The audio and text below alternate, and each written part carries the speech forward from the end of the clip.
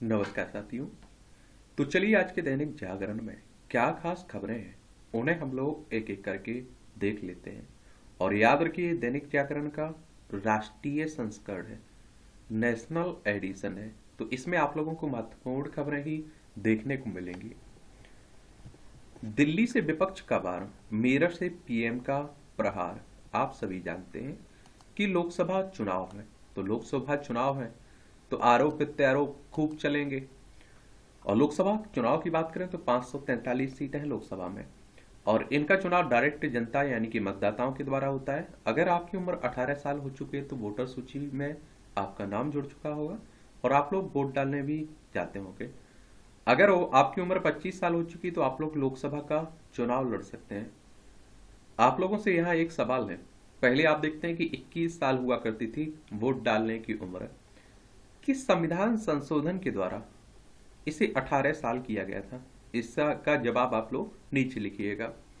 और ये चुनाव करवाता कौन है, कौन देखभाल करता है इसकी? इलेक्शन कमीशन ऑफ इंडिया, भारतीय निर्वाचन आयोग एक संवैधानिक संस्था है।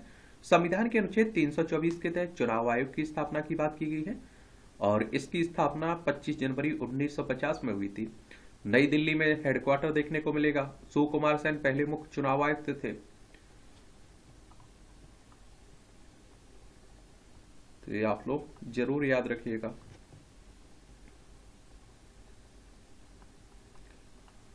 आयकर के नए नोटिस से कांग्रेस की देनदारी हुई है 3,567 करोड़। आयकर विभाग ने कांग्रेस को भेजा 1,745 करोड़ रुपए का नया नोटिस। और वित्त वर्ष 2014-15 से 16-17 की आयकर बकाये से जुड़ा है ये नोटिस। तो आजकल आप देख रहे हैं कि कांग्रेस के बुरे दिन चल रहे हैं, उनके खाते भी सीज कर दिए गए हैं। पॉलिसी से लेकर दवाओं की कीमतों में आज से होंगे ये बदलाव। 1 अप्रैल से कई नए नियमों में बदलाव होने जा रहा है। इसमें बीमा पॉलिसी से जुड़े बदलाव प्रमुख है। इंश्योरेंस रेगुलेटर इरडा के नए नियमों के अनुसार अब कंपनियां सिर्फ इलेक्ट्रॉनिक यानी कि ई फॉर्मेट में नई बीमा पॉलिसी जारी करेंगी। इसके लिए कंपनियों को प्रत्येक पॉलिसी धारक का एक डिजिटल बीमा खाता खुलवाना होगा। इसके अलावा कोई भी कंपनी बिना नॉमिनी जीवन बीमा पॉलिसी जारी नहीं कर सकेंगे। हालांकि नॉमिनी में बदलाव का विकास मिलेगा। इसके अलावा आज से नेशनल पेंशन सिस्टम एनपीएस खाते में अब ओटीपी के साथ आधार आधारित सत्यापन के बाद ही लॉग इन किया जा सकेगा। 1 अप्रैल से ही 800 से अधिक प्रकार की दवाओं के मूल्य में भी वृद्धि होगी।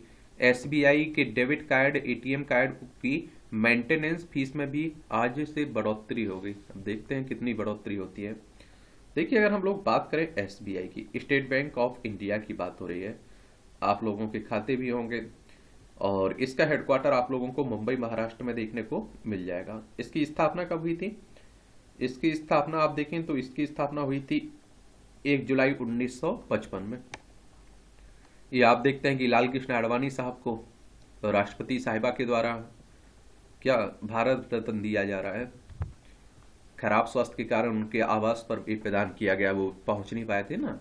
और देखिए, अगर हम लोग बात करें भारत रत्न की तो 1954 में ये शुरू हुआ था। आप लोगों से यहाँ एक और सवाल है कि 1954 में पहली बार कितने लोगों को दिया गया था, वो कौन कौन से लोग थे? ये आप लोग नीचे जवाब जरूर दिया करिएगा। और ये सवाल वो हैं जिनके बारे में हम लोग डेली हर दिन ना इनके बारे में बात करते भी रहते हैं। ठीक है।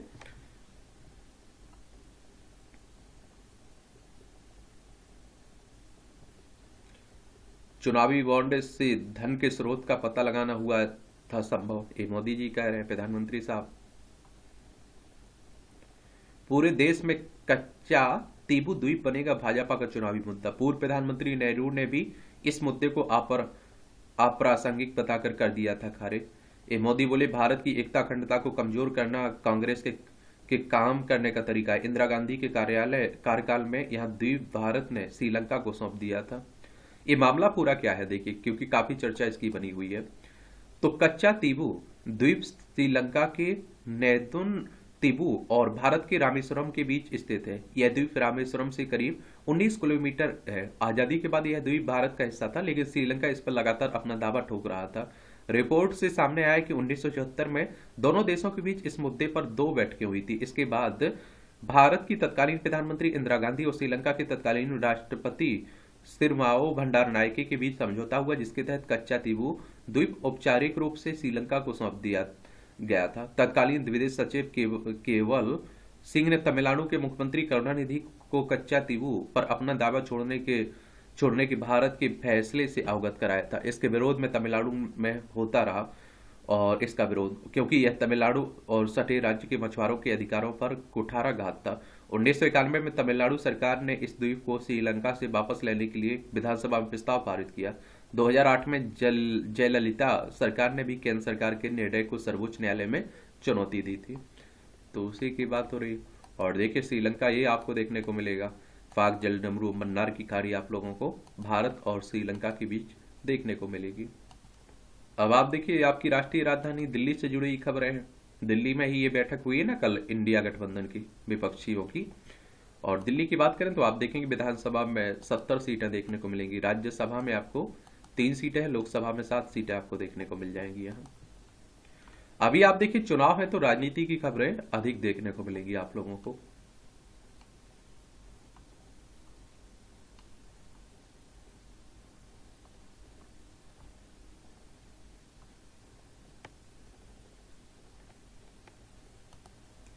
तेरह 13,000 उम्मीदवार मैदान में थे 1996 के आम चुनाव में। किसी भी आम चुनाव में यह उम्मीदवारों की सबसे अधिक संख्या थी, यानी कि 543 सीटों के लिए आप देखिए 13,000 उम्मीदवार।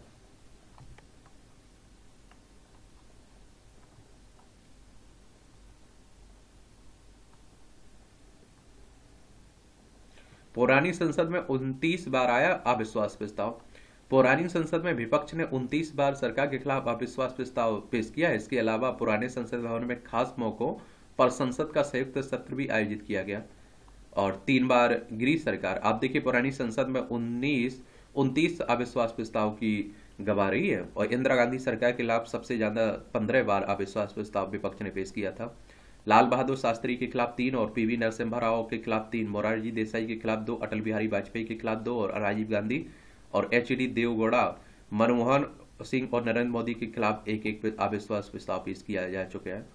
और हालांकि अविश्वास प्रस्ताव से अभी तक सिर्फ 3 सरकारें गिरी, एक 1990 में बीपी सिंह की, 1997 में एच.डी. देवगौड़ा की, 1999 में अटल बिहारी वाजपेयी साहब की। 3 संयुक्त सत्र हुए। पुराने संसद भवन के 3 संयुक्त सत्र भी देखे गए। 1961 में जवाहरलाल नेहरू के समय में दहेज विरोधी अधिनियम के संयुक्त सत्र बुलाया गया था। इसके बाद आप देखिए 1978 में मोरारजी देसाई के समय में बैंकिंग सेवा आयोग विधेयक के लिए, और 2002 में अटल बिहारी वाजपेयी के समय में आतंकवाद निवारक विधेयक कोटा के लिए संयुक्त सत्र बुलाए गए थे।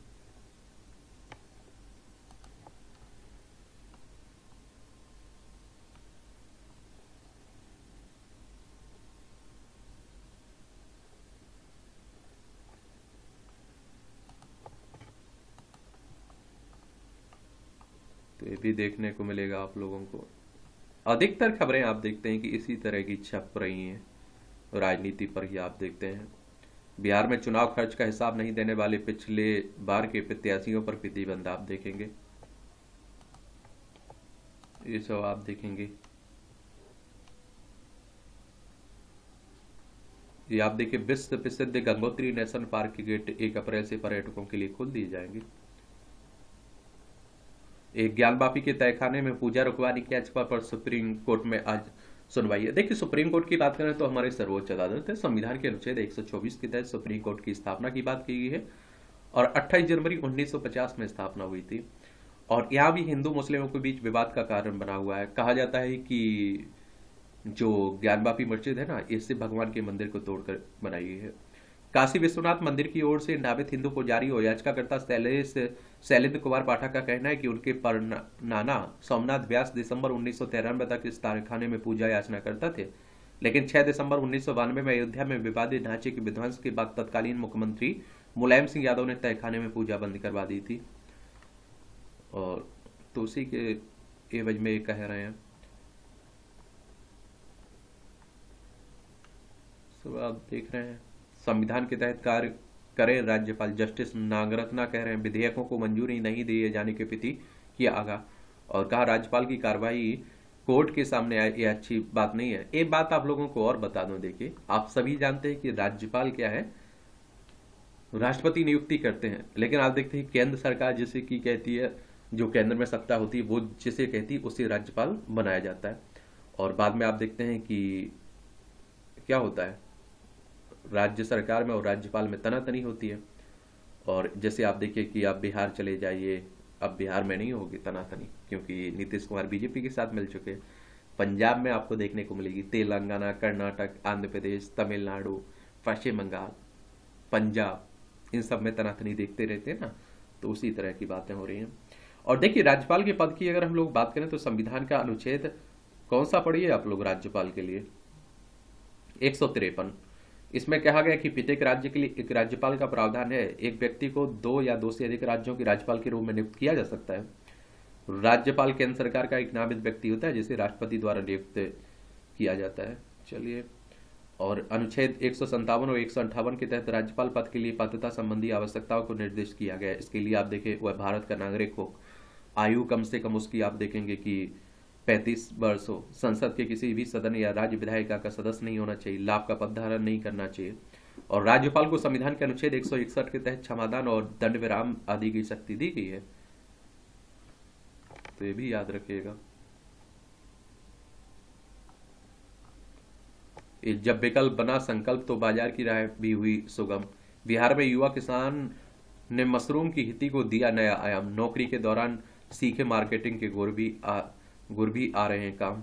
ये अच्छी बात है, अच्छी पहले है, आत्मनिर्भर बन रहे हैं, रोजगार आजकल देख रहे हैं कितना लोगों को मिल पा रहा है। खर्चीला चुनाव। देश की वित्त मंत्री निर्मला सीतारमन ने आगामी लोकसभा चुनाव लड़ने से असमर्थता जताई है। उन्होंने कहा है कि उनके पास चुनाव लड़ने के लिए पैसा नहीं है। निर्मला सीतारमन ने कोई चौंकाने वाली बात नहीं कही। यह सबको पता है कि भारत में चुनाव दिनों दिन महंगे होते जा रहे हैं। अगर देश की वित्त मंत्री पैसों की वजह से खुद को चुनाव लड़ने में सक्षम नहीं पा रही है, तो एक आम आदमी या औसत आर्थिक हैसियत वाला व्यक्ति भारत में चुनाव लड़ने की कल्पना कैसे कर सकता है। वैसे तो चुनाव आयोग ने लोकसभा चुनाव में उम्मीदवारों के लिए खर्च की अधिकतम सीमा तय कर दी है। यह सीमा 95 लाख है, लेकिन वास्तविकता इससे अलग है। आमतौर पर प्रत्याशी लोकसभा चुनाव में तय सीमा से कई गुना अधिक राशि खर्च करता है।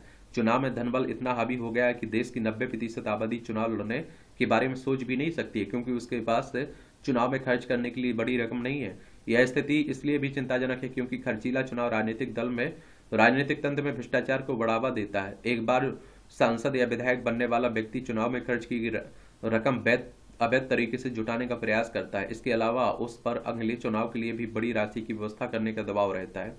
ऐसे में जनप्रतिनिधियों की प्राथमिकता में क्षेत्र की जनता का हित काफी नीचे चला जाता है, जिसके हितों के संरक्षण के और संवर्धन के लिए जिम्मेदार लोकतांत्रिक प्रणाली में उनके लिए सर्वोच्च प्राथमिकता होनी चाहिए। ऐसे में यह पड़ताल का मुद्दा है कि क्या खर्चीला चुनाव देश की लोकतांत्रिक व्यवस्था के लिए एक बड़ा खतरा और लोकसभा चुनाव में धन बल के व्यापक उपयोग को नियंत्रित करने में वर्तमान व्यवस्था कितनी प्रभावी है। और आप सोचिए, मैं तो हमेशा कहता हूँ इस बात को कि हमारे देश में आप लोग सोच नहीं सकते हैं कि चुनाव लड़ने के बारे में। इतना महंगा है चुनाव आजकल। आप देखिए सरपंच जो प्रधानी के होते हैं वो भी आप देखते हैं 30-40 लाख रुपए खर्च करते हैं लोग। जब वित्त मंत्री साहिबा के पास पैसे नहीं है तो हमारे आपके पास तो समझ सकते हैं। ये आप देखिए, ये आंकड़े देख लीजिए, 2019 के लोकसभा चुनाव में खर्च हुए थे 60,000 करोड़ रुपए। कितना? 60,000 करोड़ रुपए एक राशि होती है ये। भारत में चुनाव में पैसे और धन बल की भूमिका कितनी बढ़ गई, इसका अंदाजा एक अध्ययन से लगाया जा सकता है। गैर लाभकारी संगठन सेंटर फॉर मीडिया स्टडीज के अध्ययन के मुताबिक 2019 के लोकसभा चुनाव में 55,000 से 60,000 करोड़ रुपए खर्च किए गए थे। CMS ने 2014 के आम चुनाव में 30,000 करोड़ रुपए खर्च होने का अनुमान पेश किया था। इस लिहाज से देखें तो 5 वर्ष की अवधि में आम चुनाव पर होने वाला खर्च दुगना हो गया है। और इस बार देखिए कितना होता है। और ये आप देखिए 55,000 करोड़ हो गया, 6 गुना बढ़कर 2019 में चुनाव का खर्च पिछले 6 लोकसभा चुनाव के दौरान। और 20,000 करोड़ रुपए बढ़कर हो गया था 2009 में। आप देखिए आम चुनाव का खर्च 10,000 करोड़ रुपए था 1999 में आम चुनाव खर्च। 9,000 करोड़ रुपए खर्च था 1998 के लोकसभा चुनाव में। और ये आप देखिए प्रति उम्मीदवार खर्च किए गए 100 करोड़ रुपए। अब सोच के देखिए, आपको सोच के देखिए, CMS ने 2019 के आम चुनाव को दुनिया में कहीं भी हुआ सबसे महंगा चुनाव बताया है। CMS का आकलन था कि चुनाव में हर लोकसभा क्षेत्र में 100 करोड़ रुपए खर्च हुए हैं। इस तरह से आप देखें तो 700 रुपये प्रति वोट खर्च किए गए हैं, यानी कि आप सोचिए कि एक वोट के लिए 700 रुपये खर्च किए गए हैं। ज्यादा हो सकता था चुनाव पर खर्च। रिपोर्ट में कहा गया है कि यह खर्च चुनाव कार्यक्रम की घोषणा होने के बाद का है। इससे पहले के खर्च को अंतिम आंकड़ों में शामिल नहीं किया गया है। अगर चुनाव कार्यक्रम की घोषणा होने से पहले होने वाले खर्च को शामिल किया जाए तो चुनाव पर खर्च की गई राशि से कहीं अधिक होगी, और आमतौर पर संभावित प्रत्याशी पहले से क्षेत्र में सक्रिय हो जाते हैं, इस पर भी पैसा खर्च होता है। और लोकसभा के क्षेत्र में प्रत्याशियों ने खर्च किए 40 करोड़ से अधिक। लोकसभा क्षेत्र की बात करें तो कम से कम 75 से 80 सीटें ऐसी हैं जहां प्रत्याशी विशेष ने 40 करोड़ रुपए खर्च किए, या चुनाव आयोग द्वारा प्रत्याशियों के लिए तय की गई खर्च की अधिकतम सीमा से 50 गुना से भी अधिक है। 2019 में आप देखते हैं कि उम्मीदवारों के लिए खर्च की अधिकतम सीमा 70 लाख रुपए रखी गई थी। कैसे किया है खर्च का आकलन? सीएमएस का कहना है कि चुनाव आयोग की अधिसूचना जारी होने के बाद चुनाव पर हुए खर्च, लोगों की धारणा, अनुभव और अनुमान के आधार पर यह चुनाव खर्च की कुल राशि का आकलन किया गया है। 2024 में 1.20 लाख करोड़ रुपए खर्च होने का अनुमान है। सोचिए क्या होती है खर्च की सीमा। तो चुनाव खर्च की सीमा उस राशि को कहते हैं जो उम्मीदवार चुनाव अभियान में वैध रूप से खर्च करता है। इसमें पब्लिक मीटिंग, रैली, विज्ञापन, पोस्टर, बैनर और वाहन पर होने वाले खर्च शामिल हैं। चुनाव खत्म होने के 30 दिन के अंदर सभी उम्मीदवारों को खर्च का विवरण चुनाव आयोग को देना होता है। ऐसा करना जरूरी है। राजनीतिक दलों के लिए नहीं है खर्च की सीमा। चुनाव में कोई राजनीतिक दल कितना खर्च कर सकता है इसकी तो कोई सीमा नहीं है, लेकिन लोकसभा चुनाव लड़ रहे प्रत्याशियों के लिए यह राशि 95 लाख रुपए तय की गई। इसी तरह विधानसभा चुनाव के लिए एक प्रत्याशी 40 लाख रुपए तक खर्च कर सकता है। और कुछ छोटे राज्यों, केंद्र शासित क्षेत्रों में लोकसभा प्रत्याशी के लिए आप देखिए खर्च की सीमा 75 लाख रुपए और विधानसभा प्रत्याशी के लिए खर्च की सीमा 28 लाख रुपए रखी गई है। ये समझ सकते हैं। 1952 में प्रत्याशियों के लिए खर्च की सीमा आप देखिए 25,000 रुपए थी और 70 लाख हो गई 2014 के आम चुनाव में। तो आप समझ सकते हैं।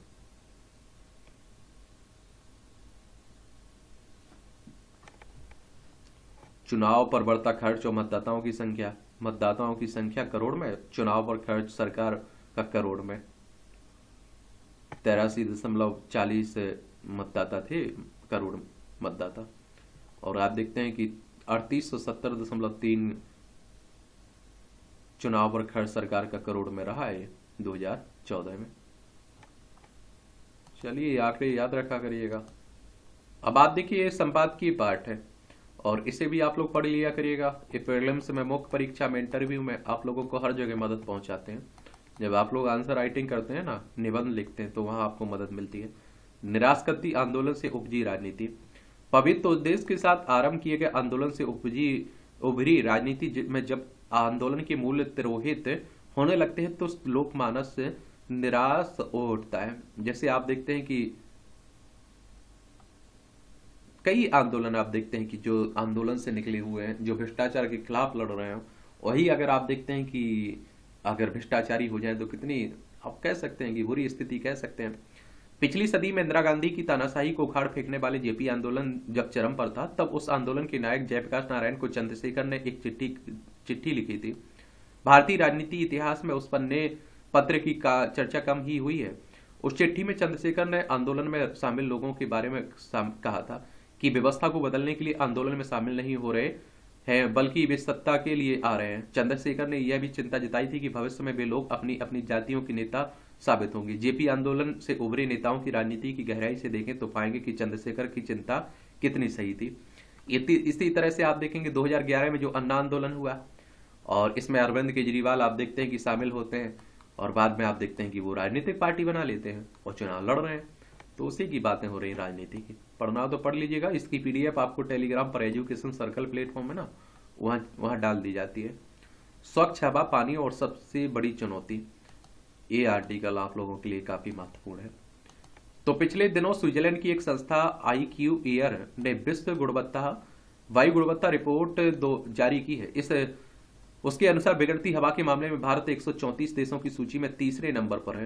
पहले और दूसरे स्थान पर बांग्लादेश और पाकिस्तान है। भारत के मुकाबले इन दोनों देशों की आर्थिकी कमजोर है और इस कारण आप देखेंगे वहां वायु प्रदूषण की समस्या होना समझ में आता है, लेकिन दुनिया की 5वीं सबसे बड़ी आर्थिक ताकत बनकर उभरी भारत की हवा की यह दुर्दशा चिंतित करती है।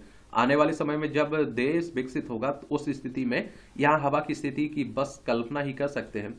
हालांकि आप देखते हैं कि विकसित देश बनना चुनौती है, और अब शुद्ध हवा पानी उससे भी बड़ी चुनौती बनने जा रही है। विश्व स्वास्थ्य संगठन के अनुसार हवा में PM 2.5 सांद्रता वाले माइक्रोग्राम प्रति घन मीटर होने चाहिए, लेकिन अपने देश में इसका स्तर 10 गुना से ज्यादा यानी कि 50 के ऊपर पाया गया है।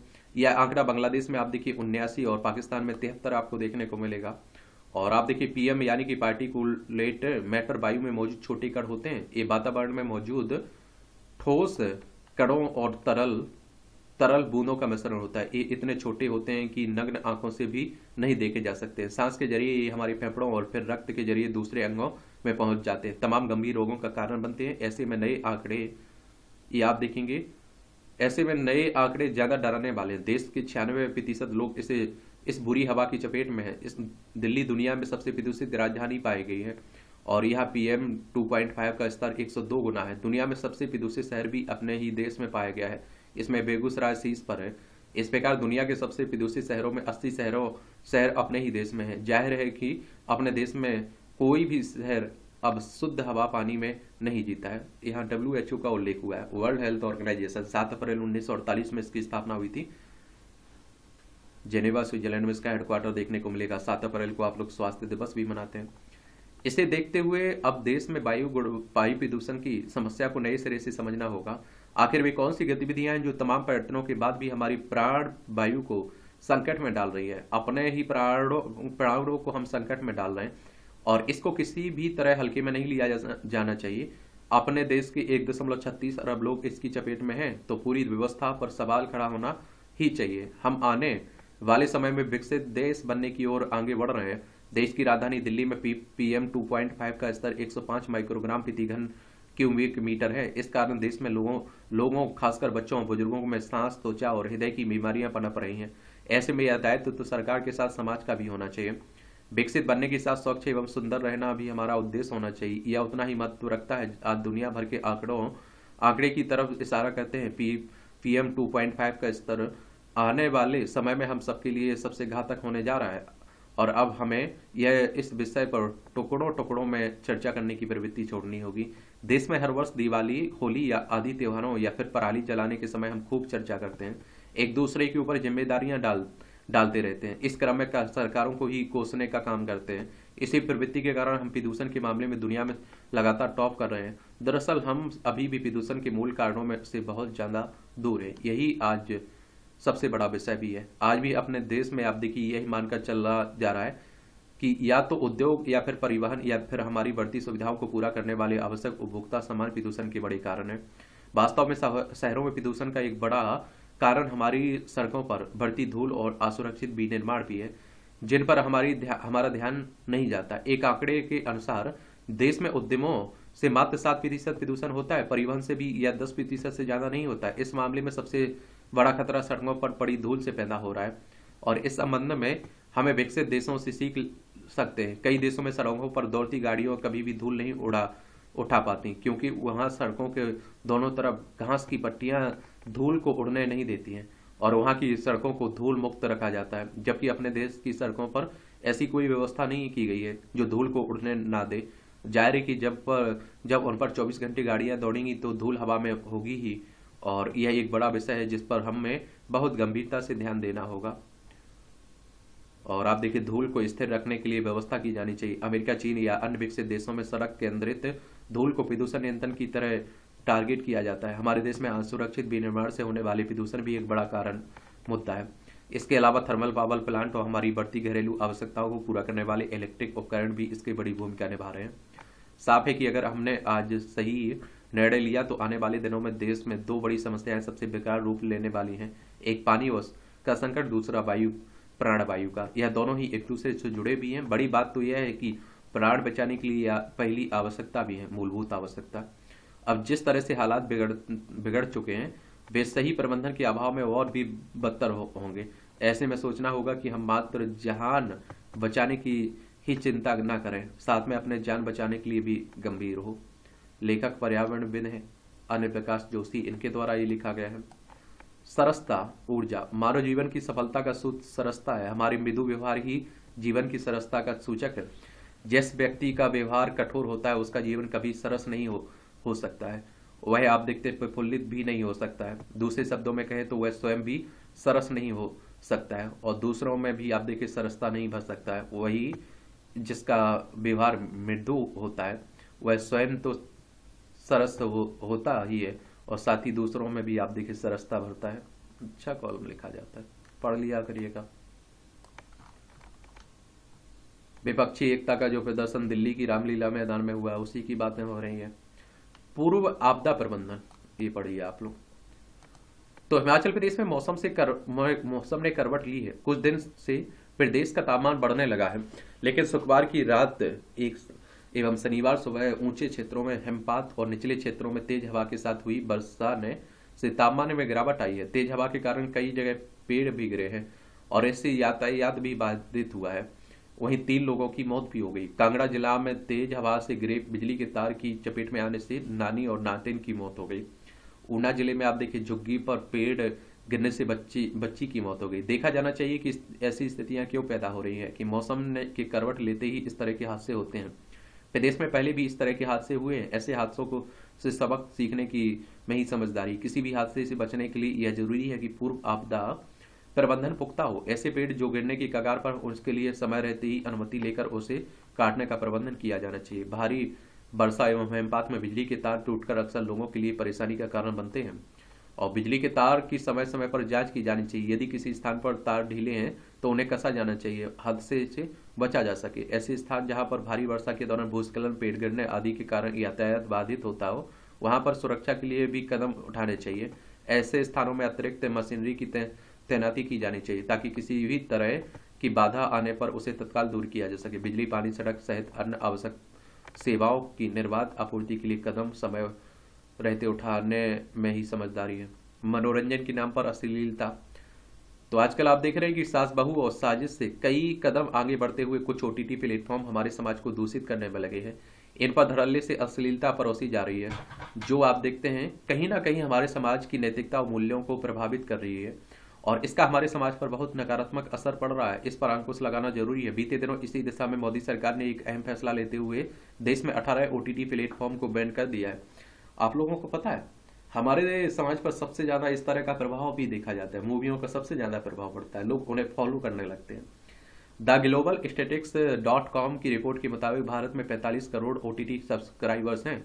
ओटीटी कंटेंट में अश्लीलता, नग्नता और नशाखोरी को इस हद तक महिमा मंडित किया जा रहा है कि हमारे नैतिक मूल्य खत्म हो रहे हैं। आजकल ओटीटी पर प्रसारित होने वाले 10 में से 8 वेब सीरीज या शो ऐसे होते हैं जिन्हें हम परिवार के साथ नहीं देख सकते।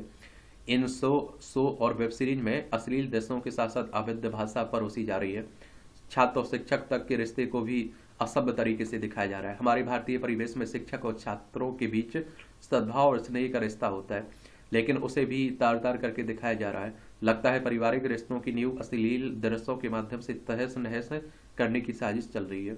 2016 से आप देखिए 2020 के बीच दौरान भारत में ओटीटी का पर अश्लील कंटेंट 1200% से ज्यादा बढ़ गए हैं और जो बालकन से लेकर आप देखिए बड़े बुजुर्ग सभी को प्रभावित कर रहे हैं और आप देखिए इसकी वजह से सामाजिक ताना बाना बिगड़ रहा है। टेक्नोलॉजी की नित नई उपलब्धि से भले ही दुनिया हथेली में सिमट कर रह गई हो, लेकिन इसने हमारे आसपास से क्या कुछ नहीं छीना है। बच्चों की मासूमियत को छीन लिया है। बच्चे समय से पहले बड़े हो रहे हैं। इसमें अब मानवीय मूल्यों से भी खेलना शुरू कर दिया है और आप देखते हैं जो एक सभ्य समाज के लिए त्रासदीपूर्ण है। ऐसे में तकनीक से भले हमें सक्षमता प्रदान की हो, लेकिन इसके साथ ही हमें सभी मानसिक रूप से रुग्ण बनते जा रहे हैं। आज हमारे किशोर इसी तकनीक की वजह से दूषित मानसिकता के शिकार हो रहे हैं।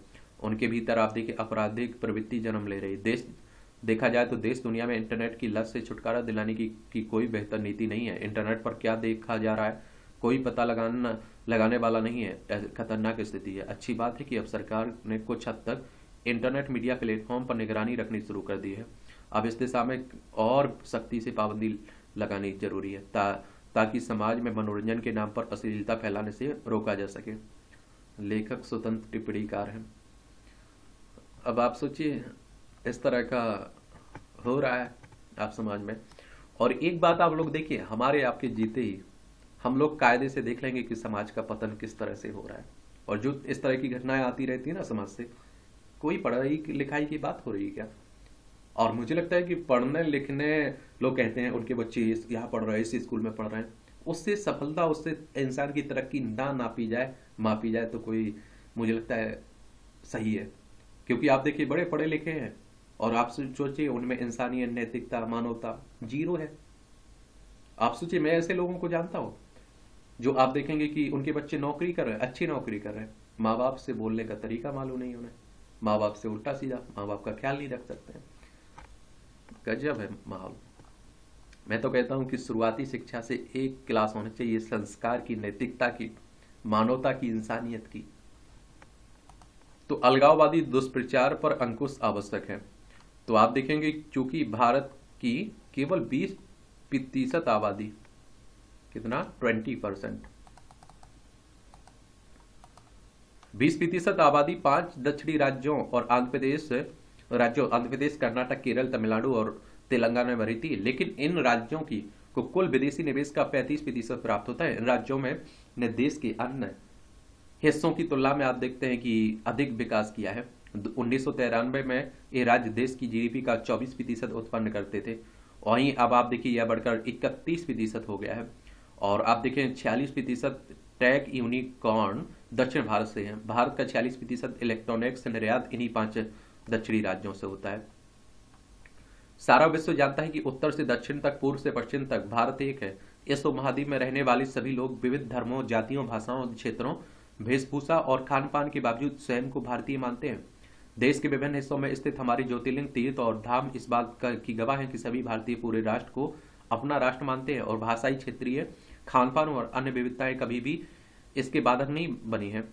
और लेकिन आप देखिए अफसोस की बात यह है कि विदेशी शासन के दौरान ब्रिटिश सरकार द्वारा ऐसा साहित्य रचा गया कि जानबूझकर इतिहास लेखन के माध्यम से झूठी कहानियां गढ़ी गई और जिससे दक्षिण भारत के लोगों के मन में उत्तर भारत के लोगों के खिलाफ जहर भर गया और झूठा इतिहास रचा गया। आर्य विदेशों से आए थे, उनके क्रूर आक्रमण से द्रविड़ लोग आहत होकर दक्षिण की ओर जाने को मजबूर हुए। ऐसी स्थिति में हिंदी भाषी के प्रति शत्रुता की को दक्षिणी राज्यों में तीव्रता से बढ़ावा दिया।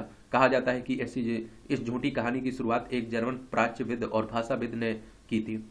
और आप देखिए कि आज प्रचुर मात्रा में वैज्ञानिक प्रमाण मौजूद हैं जो साबित करते हैं कि आर्य आक्रमण के सिद्धांत पूरी तरह से एक मिथक, मनगढ़ंत और काल्पनिक है और अवैज्ञानिक सिद्धांतों पर आधारित। भारत, अमेरिका, अन्य देशों के शोधकर्ताओं द्वारा हाल ही में प्रकाशित शोध पत्रों के अनुसार हड़प्पा काल के वैज्ञानिक तथ्यों के साक्ष्य के आधार पर यह कहा जा सकता है कि मध्य एशिया से आर्यों का इतने बड़े पैमाने पर प्रवास कभी नहीं हुआ।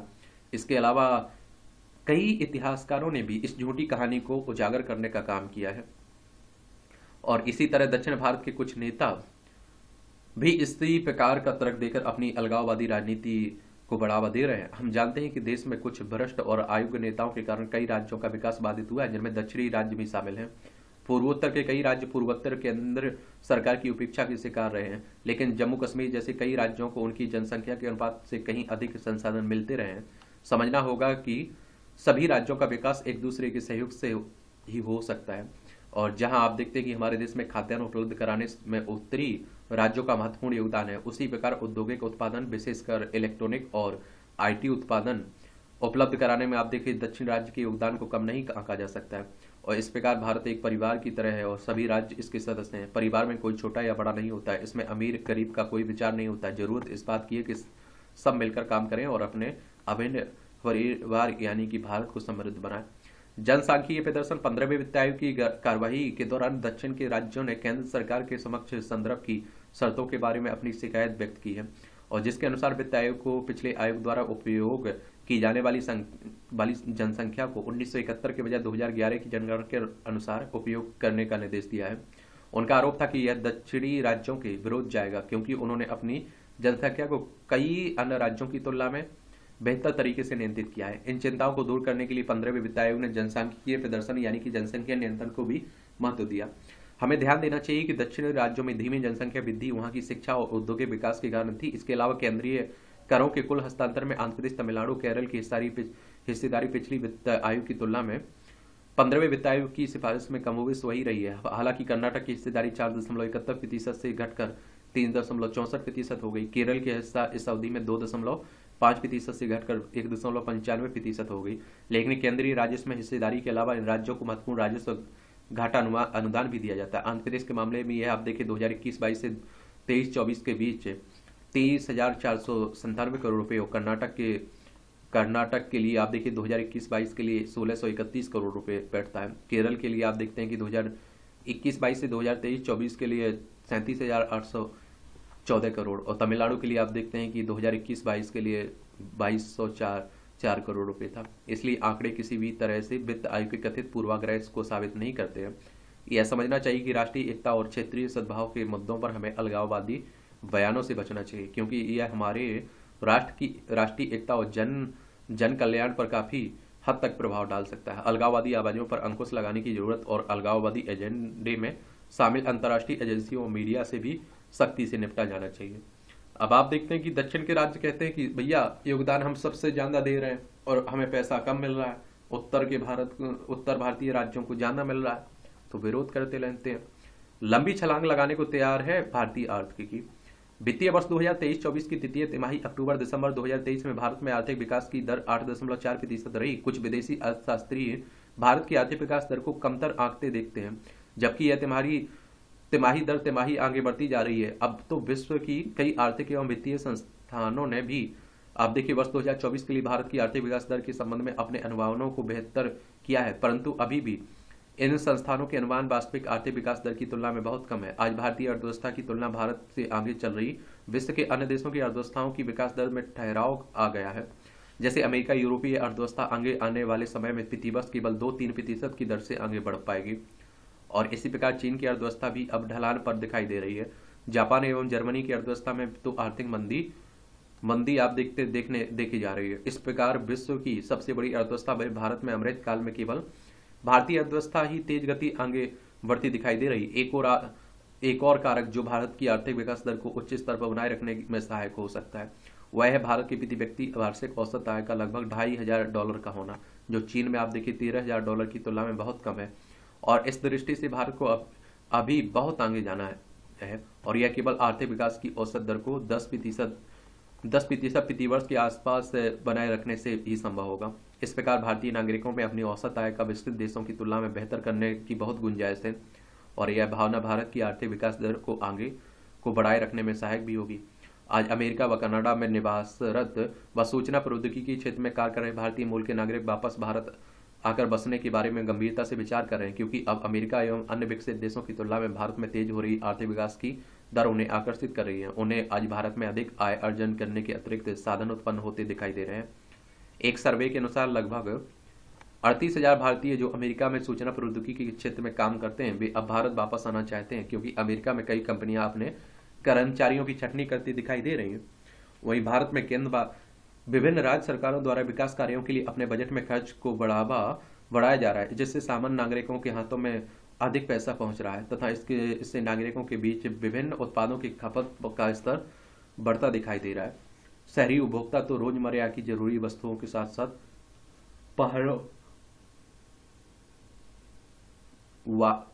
साथ वाहन एवं मकान आदि खरीदने पर भी भारी मात्रा में पैसा खर्च कर रहे हैं।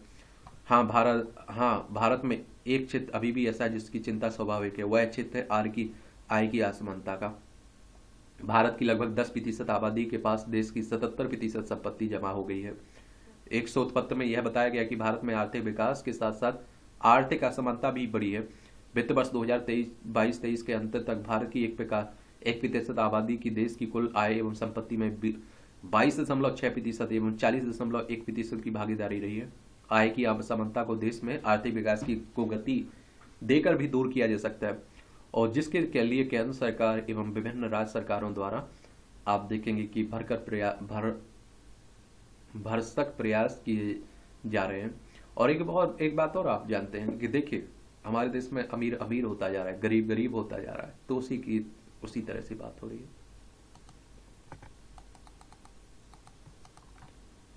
मूर्खता दिवस खरी खरी तंज कसा जाता है। ये राजनीति से जुड़े हुए हैं, पढ़ना हो तो पढ़ सकते हैं आप लोग। अब आपको कहा ना अब सिर्फ ई फॉर्मेट में मिलेगी नई बीमा पॉलिसी। एसबीआई कार्ड का एटीएम कार्ड रखना होगा महंगा। एमएसएमई को भुगतान में देरी पर लगेगा कर। बिना नॉमिनी जारी होंगी जीवन बीमा पॉलिसी। चलिए सब 800 आवश्यक दवाओं के मूल्य में वृद्धि। ईवी प्रोत्साहन के लिए 500 करोड़ की विशेष योजना। कर्ज देने वाले अवैध ऐप पर शिकंजा कसेगा आरबीआई। और आजकल आप देख रहे हैं कि बहुत सारे छात्र, बहुत सारे लोग इस तरह के एप्लीकेशन में फंस जाते हैं, बाद में उन्हें परेशानी का सामना करना पड़ता है। आरबीआई यानी कि रिजर्व बैंक ऑफ इंडिया की बात हो रही है, बैंकों का बैंक कहते हैं। 1 अप्रैल 1935 में इसकी स्थापना हुई थी। मुंबई महाराष्ट्र में इसका हेडक्वार्टर देखने को मिलेगा। बैंक ऑफ इंडिया ने कर्ज से जुड़ी ब्याज दर बढ़ाई। पहली तिमाही में पीवीसी निवेश 8% घटा है। प्राइवेट इक्विटी और वेंचर कैपिटल का। इन्फोसिस को मिलेगा 6,329 करोड़ रुपए का रिफंड। देश की दूसरी सबसे बड़ी आईटी कंपनी है इन्फोसिस। मुथूट फाइनेंस फिर भारत में सबसे भरोसेमंद वित्तीय ब्रांड है। पीएलआई से जुड़े 14 क्षेत्रों में 1.06 लाख करोड़ का निवेश। कुल निवेश का आधा हिस्सा फार्मा और सोलर मॉड्यूल क्षेत्र को मिला। आईटी है, हार्डवेयर, ऑटो, टेक्सटाइल जैसे सेक्टर में निवेश की गति धीमे। सरकार को 26% ज्यादा लाभांश मिला है। 1 वर्ष में पूरी हो जीएसटी संबंधी जांच। सरकार ने रिलायंस की गैस के दाम घटाए। चलिए चल रहा है सब। इस बात देख रहे हैं कि बातें होती रहती हैं। ये आपकी अंतर्राष्ट्रीय खबरें हैं। यूक्रेन के गैस और ऊर्जा संयंत्र पर रूस ने किया हमला। ये आप सभी ऊर्जा कंपनी की 80% और उत्पादन क्षमता पर पड़ा प्रभाव। लोगों को ब्लैक आउट का सता रहा। यूक्रेन में 2 की मौत हुई। ये आप सभी जानते हैं कि यूक्रेन और रूस के बीच लंबे समय से युद्ध चल रहा है। यूक्रेन और रूस, ये हमारा प्यारा भारत आपको देखने को मिलेगा। कब खत्म होगा कह पाना बड़ा मुश्किल है। पाक वैश्विक शांति के लिए अमेरिका के साथ काम करना चाहता है, सहवाज कर रहे हैं पाकिस्तान के प्रधानमंत्री। देखिए पाकिस्तान लद्दाख, जम्मू कश्मीर, पंजाब, राजस्थान, गुजरात 5 राज्यों की सीमा लगती है हमारी। वहां आप देखते हैं गाजा में भीषण लड़ाई चल ही रही है इजरायल और हमास के बीच। बाल्टीमोर में मलबे के बीच फंसे चालक दल के भारतीय सदस्य, या अभी हादसे हुआ है ना, वाह नदी में ही अटक गया मालवाहक जहाज। और अभी स्वदेशी वापसी में कई हफ्ते का समय लग सकता है। 21 सदस्यीय चालक दल में 20 भारतीय और 1 श्रीलंकाई है।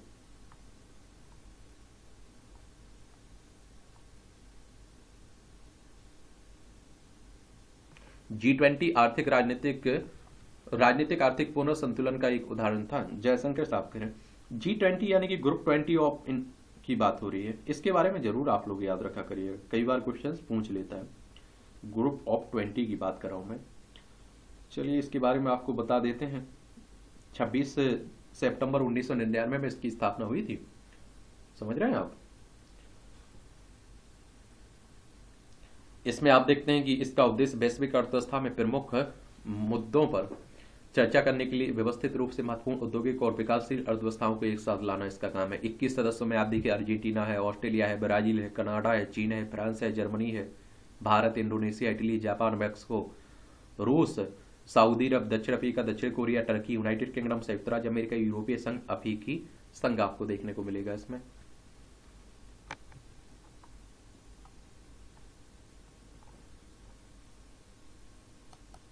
ये आपका खेल का क्षेत्र है। आईपीएल चल ही रहा है। आईपीएल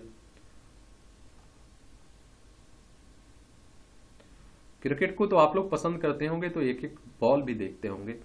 जापान के नाकाजिमा बने विजेता। इलाहाबाद संयुक्त दूसरे स्थान पर है। इंडियन ओपन गोल्फ में बात हो रही। मीराबाई चानू की नजर ओलंपिक कोटे पर है। भारोत्तोलन से जुड़ी है ना। सलीमा और हार्दिक वर्ष की सर्वश्रेष्ठ युवा खिलाड़ी, हॉकी खिलाड़ी बने हैं। श्रीलंका को दूसरे दिन मिली 476 रन की बढ़ोतरी। क्रिकेट की बात हो रही है।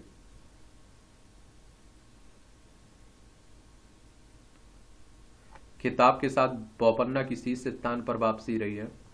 मियामी ओपन में रिवाकीना को हराकर कॉलिंस बने चैंपियन। डेनियल कॉलिंस ने मियामी ओपन टेनिस में। करीम ने म्यूनिक में तोड़ा 10 वर्षों से हार का क्रम। डायमंड के 20 वर्षीय स्टार स्ट्राइकर ने करीम अदेयमी ने। देखिए इसमें एक बात आप लोगों को याद रखा करिए, किस खिलाड़ी का संबंध किस खेल से है, क्या उसकी उपलब्धियां हो रही हैं, बस इतना ही आपके एग्जाम में पूछा जाता है। समाज का गुणसूत्र है समज्जा में। चलिए,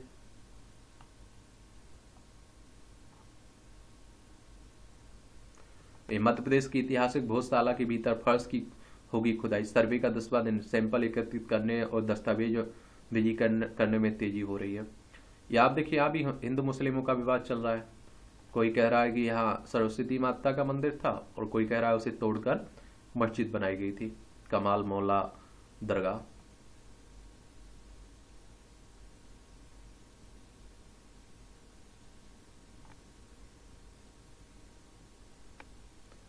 यहाँ भी आप लोगों को जनरल नॉलेज की जानकारी मिल जाती है, परीक्षा के पॉइंट व्यू से पॉइंट मिल जाते हैं। स्टीव जॉब्स व बोलजी बोल बोजनियाक ने एप्पल इंक की स्थापना की।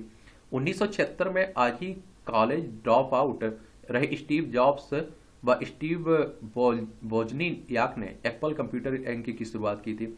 उनका पहला कंप्यूटर हाथ से असेंबल किया गया था और इसी वर्ष जुलाई में बिक्री के लिए उपलब्ध था। आज एप्पल दुनिया की अग्रणी कंपनियों में से एक है। आर्थिक कठिनाइयों को दूर करने के लिए हुआ आरबीआई का गठन। ये 1935 में आज ही के दिन प्रथम विश्व युद्ध के बाद आर्थिक कठिनाइयों को दूर करने के लिए आरबीआई का गठन किया गया था। हिल्टन यंग कमीशन और भारतीय रिजर्व बैंक अधिनियम 1934 में की सिफारिशों के आधार पर इसका गठन हुआ था। सर ऑसबॉर्न स्मिथ आरबीआई के पहले गवर्नर थे। ये जनरल नॉलेज की जानकारी रहती है, रखा करिएगा याद। वनस्पति विज्ञान में प्रोफेसर पारिजा ने दिया अहम योगदान। विज्ञानी प्रोफेसर प्राण कृष्ण पारिजा का जन्म 1819 में आज ही उड़ीसा के जगत सिंहपुर में हुआ था। इंग्लैंड से वनस्पति विज्ञान में उच्च शिक्षा प्राप्त कर भारत आए और बीएचयू उत्कल विश्वविद्यालय और आप देखिए सहित कई नामचीन शिक्षा संस्थानों में अलग अलग पद संभाले।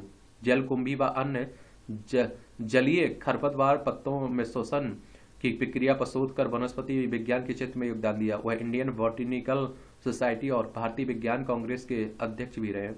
1955 में पद्म भूषण से सम्मानित हुए। 2 जून 1978 को उनकी डेथ हो गई थी। ताइवान में चलाई पेट फ्रेंडली मेट्रो। ये आप देखते हैं कि ताइवान में पशु प्रेमियों के लिए अनोखी पहल की गई। ताइपे में मास रैपिड ट्रांजिट एमआरटी ने पालतू जानवरों के लिए पेट फ्रेंडली मेट्रो ट्रेन की सेवा शुरू की। इसमें पशु प्रेमी डॉग, कैट और अन्य जीवों के साथ सफर कर सकेंगे। फिलहाल एमआईटी ने 2 मेट्रो ट्रेनों का परिचालन शुरू किया है, जो एक दिन में 2 मेट्रो के बीच 8 फेरे लगाएंगे। फंगस संक्रमण की रोकथाम के लिए नई ईस्ट की हुई पहचान। अस्पताल में इलाज के दौरान शरीर के अंदर लगाए जाने वाले उपकरणों से होता है खास प्रकार का संक्रमण। उस घातक संक्रमण से बचाव में साबित होंगे कारगर हथियार। शिशुओं में खाद्य एलर्जी की भविष्यवाणी कर सकता है स्किन बायोमार्कर।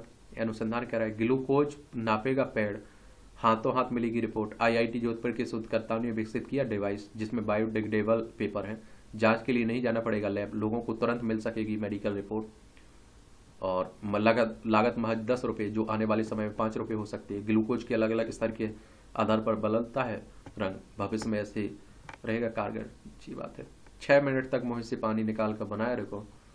चलिए, ये मूवियों से जुड़ी खबरें हैं। पढ़ना हो तो पढ़ सकते हैं, छोड़ना हो तो छोड़ सकते हैं आप लोग। इस तरह से आप देखेंगे कि आज के न्यूज़पेपर की कहानी खत्म होती है। आप लोग पढ़ते रहिए, एंजॉय करते रहिए।